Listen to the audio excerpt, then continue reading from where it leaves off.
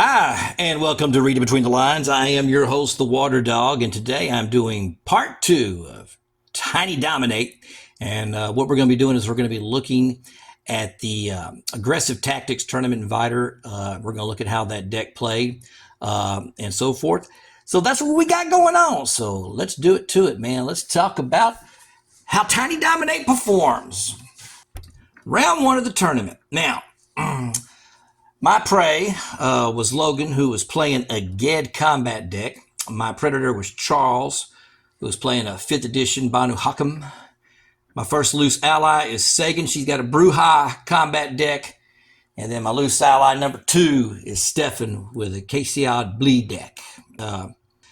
So that's what we got. That's the table set up right there. And I go right out of the gate, and I'm really just crushing Logan right out of the gate. I just too many bleeds, too fast for him. I don't know if he had a Zilla's Valley in his deck or not, but when it's going to take you 3 turns to get your main guy out, you're already crippled, and so he was very easily to take out. Charles was giving me some pressure, but he also had to worry about Stefan, who was bleeding him pretty fast and pretty hard. This was, to me, just watching Stefan go, I could tell that he had a deck. Bleed decks in this tournament were going to be successful, and vote decks are going to be successful in this tournament. Those were the 2 type of decks to me. Combat decks just didn't stand a chance to me as much when it came against the bleed decks and against the vote decks. To me, the vote decks were much stronger in the tournament, and the bleed decks were much stronger in the tournament. And the combat decks just were not fast enough or able to get out enough minions to do the type of things that you want them to do. So that's what it kind of looked like. But I take out Logan pretty quick. Stefan gets Charles, I get Sagan, and then I get Stefan. And then this pretty much, we were done in about 35 minutes. Yeah, and I get 4 VPs. Stefan got 1 VP, and so I got the game win. So this was probably the best that the deck will run all day. But it's going to be based on what I was playing, and the type of decks you're playing, because deck matchup is very, very important. And so, but that's it. Round 1, good sweep. Got me some VP points. Got me a game win, and we're on to round number 2. Round number 2 is probably the most angry I have been in a preliminary round in a long time, because I come out like fire in round 2. So let me give you the table set up, because this is crucial to kind of look at. I'm at a table with 3 vote decks. Let's point that out. My prey is Justin, who's running a Ventru vote. My predator is Sydney, who's running basically an Amada Camarilla bleed vote, but strong vote. Carl, who's running an Airshot vote deck. And then Logan, once again at the table, but this time he's my loose ally number 2. He's running that Ged combat deck. So let me kind of give you the situation here. By the end of turn 3, I have Justin down to basically, I think it was 3 pull, maybe 2. 3 pull, maybe 2.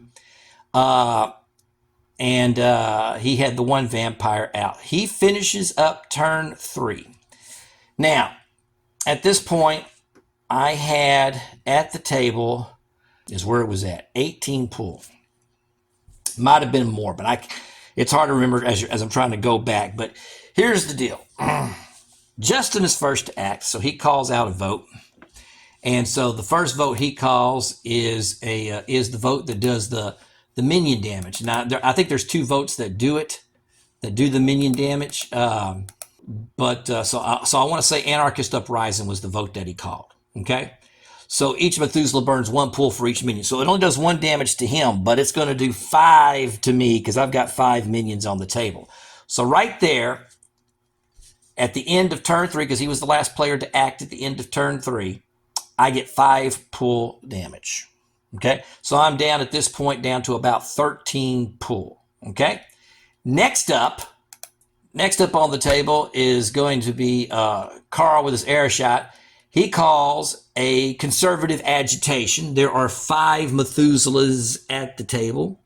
And so basically at that point, he allocates a point to somebody, but I get 4 of them. Okay. So there's 9 pull right there. Okay. Next up is Ged. Ged decides to bleed. Sydney bounces that bleed to me, and I have, and I did not have a minion out on the table to be able to deflect. And so therefore I soak that bleed, and I want to say it was a 4 bleed. Okay. If memory serves me correct, I want to say it was about a 4 bleed. And then all of a sudden here comes Sydney. He's up next. And then of course he pulls out his own Anarchist Uprising and does the 5 damage to me, takes me out. He gets a VP point. And so I went from basically being able to take out Justin turn 4 to be out turn 4 by being hit by all 4 other Methuselahs. You talk about. Now, I know that there's weenie hate out there, and I know that players don't like it,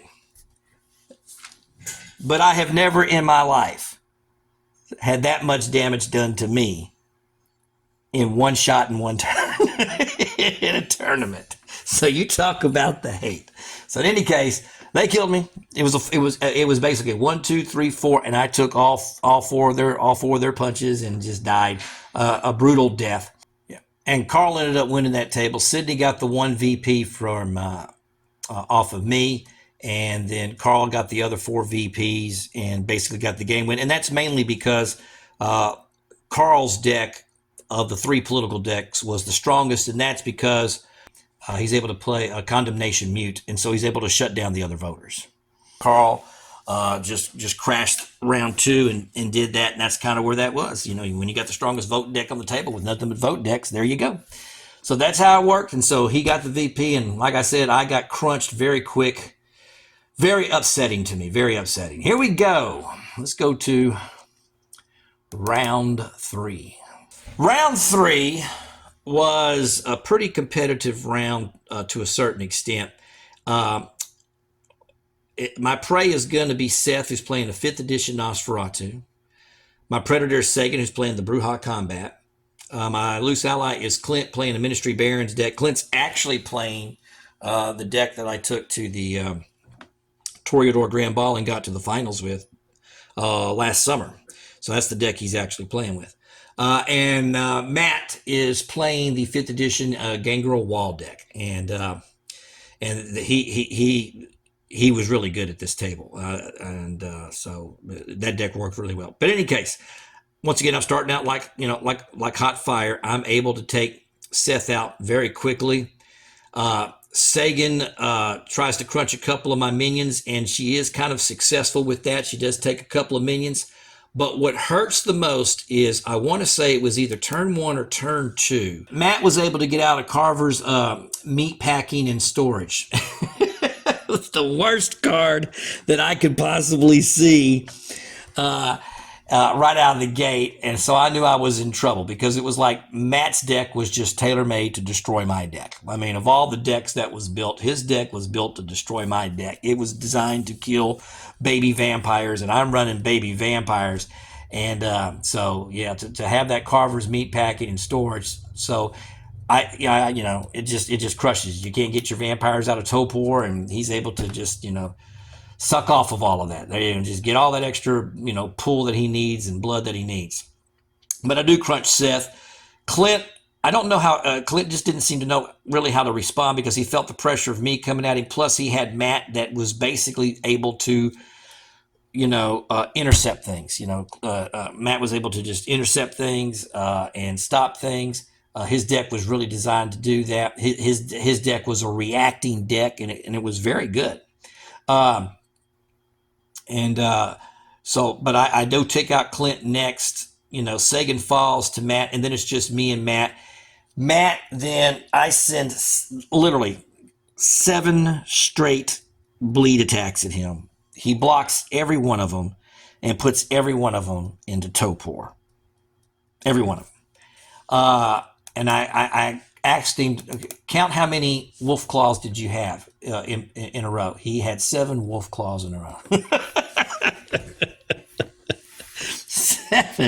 seven wolf claws, and there goes 7 tiny dominate vampires into Topor. And so Matt's deck crushed me. It was really, really good deck. It was actually, it was my favorite deck of the tournament that I got to actually see and stuff like that. It was my favorite deck of the tournament. Matt ends up, of course, winning that round. I do, however, am able to get a couple of VPs. Matt, of course, gets the 3, gets the game win. And then that takes us, we're both into the finals at this particular point. Going into the finals, Matt finished second. Carl finished first. Matt finished second. Norm Brown finished third. I was in fourth. And Stefan, with his Casey bleed deck, finished 5th. And so that's who makes the final table. So let's talk about the final table. This is kind of a weird setup. Stefan is 5th, so he sits first. And so then I sit as the 4th player. I decide to be his predator. So then Norm then has a tough decision. He's coming in. Now, me and Steph are both playing, bleeding decks, and Norm's playing an Anarch Barons deck. And I really can't believe that he decided to have me as his predator. Now, when I talked to him about it, he said, that's because Stefan can bleed for 8 in one shot. I go, yeah, but I'm going to be bleeding for 8 turn 2. He's going to be bleeding for 8 turn 4, okay, if he's bleeding for 8 at that particular time at all. I'm going to be bleeding for 8, turn 2. I'm going to be bleeding for, 12, turn 3. Do you really want to face that kind of heat? And so I didn't get it, but there you go. And so then Matt comes in. He decides to then get on in between me and Stefan, and then Carl, being the last one to choose, puts himself in the right spot. With his airshot deck, he put me, which was probably the fastest, strongest deck I don't care what anybody else is going to tell you. I had the strongest deck at the table. So Carl and Norm team up. That's really what it is. I got teamed up against 2 vote decks is really what it boils down to. And despite the fact that I'm going to get teamed up by these 2 vote decks, I'm only going to lose this tournament by 1 card. We're going to talk about that. So I'm going to lose this tournament by 1 card. So in any case, we get going right out the gate. Once again, I'm strong. I got everything working for me. Everything is hitting. I got an information highway right out of the gate. I've got a dominate skill card. So all of a sudden I'm in the position to where, I can bleed for, 6 at this particular point if I'm hitting right? So I'm working Norm. Okay. Now Norm's able to push off a couple of bleeds because one of the things about Norm's deck is he had a lot of reactionary unlock wake type cards, and particularly Deep Ecology, because his main ability that he's playing with his Anarchs is going to be Protean. It basically says only usable by a locked vampire. This vampire burns 1 blood to unlock. Now, he only had 1 minion on the table at the time. And so he just basically unlocks, and so he can then react and do. So he was able to bounce a couple of times and this, that, and the other. Then there's the other card that is very useful as an Anarch. And of course, he is an Anarch Baron. He's got the bait and switch, which allows him to transfer the things over. But the other card is Organized Resistance, right? An Anarch you control gets +1 intercept, also usable to unlock a locked Anarch you control. That Anarch attempts to block with +1 intercept, even if the intercept is not yet needed. And I literally send between turn 3 and turn 4. I want to say I had pretty much 7 things knocked down. But even though I had 7 of my bleeder tips knocked down, we're down to I have 1 untapped minion. And Norm's down to 3 pull, and he's tapped down. And I've got a govern in hand. Now, if this govern gets through, the Norm's out. Stefan is sitting on 2 pull. Stefan will fall to me next. I will get Stefan the next turn. Matt, who really hasn't gotten really set up completely, is very vulnerable at the time, and I could see myself taking out Stefan with just 2 pull and Matt the next turn. That's tournament. That's tournament over by turn 5. And I really believe that's what was going to happen. But Norm, that son of a gun, still had another darn deep ecology or whatever the hell it was to unlock and block my last govern bleed. I'm sitting on 9 pull. Norm pulls out one of those reckless agitation votes. Of course, I'm taking the 5 damage. Nobody else is. And then, of course, then Carl then does his other vote to me that does another, 4 damage or whatever, and I'm out. Vote decks beat me. The weakness of Tiny Dominate is voting decks. And, one of the things I did was I took a lot of the vote stuff out because I wanted to streamline and just have a lot of speed. And that's because lately when I've been playing tournaments and even in casual play, you got to realize during that whole 3 days that we've been playing, and I must have played 15 games, easily 15 games of VTES going in there against all these guys, Brad Cash Dollar, Darby Kinney, all these guys, right? Easily in those 15 games, I didn't see a major vote deck at all. Y'all saw like the casual vote things, but never a major vote deck where it was set up to basically make sure that you're doing damage with the votes. And so to have seen as many vote decks and to have to go up against as many vote decks as I did, it was kind of surprising to me. But despite that, like I said, I was really only 1 card away from winning that tournament. Just 1.